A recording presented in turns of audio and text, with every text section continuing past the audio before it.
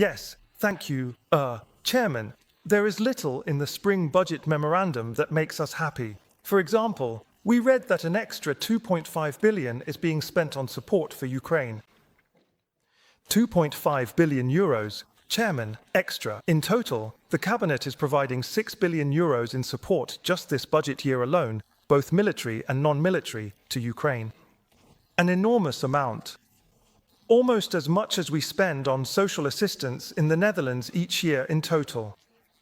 While many Dutch people are struggling to make ends meet, while more than 500,000 of our fellow citizens have to live below the poverty line, while young people can no longer afford a home, this Cabinet chooses to pour billions this year into a war that should not be our war at all, and of which Ukraine itself is the main victim.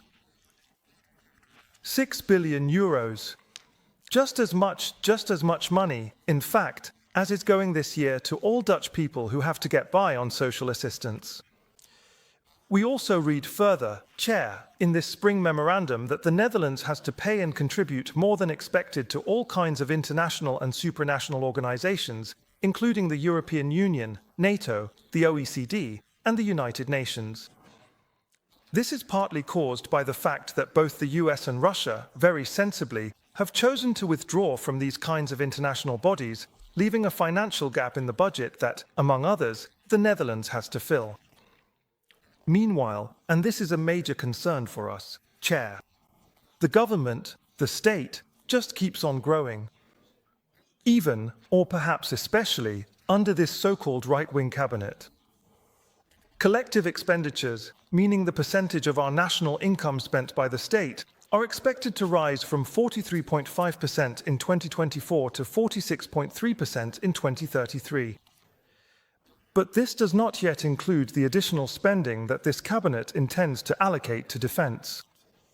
If we do include that, then the expectation is that by 2033 almost half share of our gross domestic product will be spent by the government, by the state.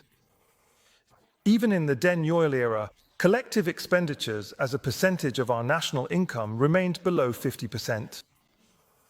In the wake of this sharp increase in government spending expected this decade, our national debt will also rise from 43% of gross domestic product now to 50% by the end of this decade. So this government is budgeting on credit and passing the bill on to future generations. Generations who will also have to pay more and more in interest charges, since not only the national debt, but also the interest on the national debt is expected to rise. And all of this, once again, Chair, under the leadership of a so-called right-wing cabinet. So my question to the Minister of Finance is what he thinks about this. Is this minister, who claims to be a liberal, happy that under his leadership the size of the state is increasing so dramatically? Is he proud that under his responsibility the state will soon be larger than it was in the Den Uyl era? Does he think it is desirable that the national debt rises to 50% of our national income? And is he not concerned about the fact that we are spending an ever-increasing share of our income on paying the interest on our national debt? Finally, Chair, and in line with this, I would like to ask the Minister how things stand with this Cabinet's intention to slim down the civil service. This Cabinet wants to structurally cut 1 billion euros from the civil service. By how many FTEs has the number of civil servants changed? This is a concrete question for the Minister. Chair, has this number decreased since this cabinet took office?